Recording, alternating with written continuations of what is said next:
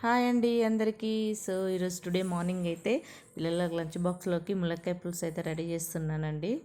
So ఒక గిన్నె పెట్టుకుని అందులో అయితే పోపు దినుసులు వేసుకున్నాను, అంటే ఆయిల్ కూడా వేసానులేండి. కొంచెం ఆనియన్స్ అయితే ఎక్కువనే ఇక కట్ చేసుకున్నాను పులుసుకు.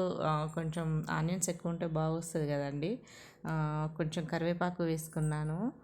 సో సో అన్నీ కొంచెం అవి ఆనియన్స్ మెత్తబడేదాకా కొంచెం మూత అయితే పెట్టుకున్నానండి. పక్కన రైస్ పెట్టుకున్నాను.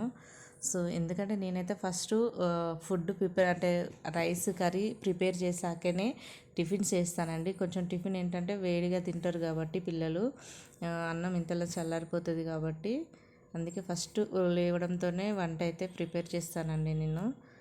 సో మూత తీసి చూస్తే ఆనియన్స్ అయితే కొంచెం మెత్తబడాయండి.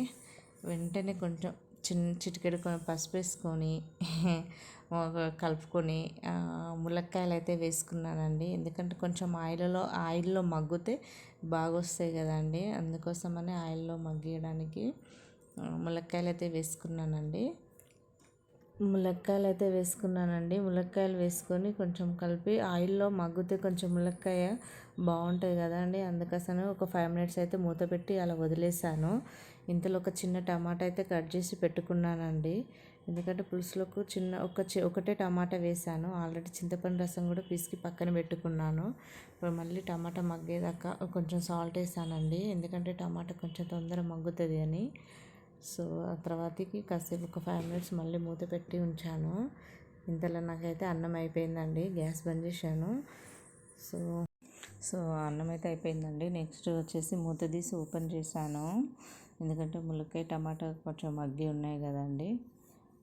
వెంటనే కొంచెం కారం పొడి అయితే వేసుకున్నాను, ఒక టీ స్పూను.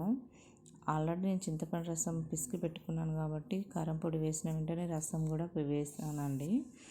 సో కాసేపు మగ్గిన తర్వాతకి జీలకర్ర పౌడర్తో పాటు కొంచెం ధనియాల పౌడర్ కూడా వేసానండి. సో ఎందుకంటే చారులోకి ధనియా పౌడర్ వేస్తే చాలా టేస్టీగా ఉంటాయి కదా. సో రసం కూడా పోసాను.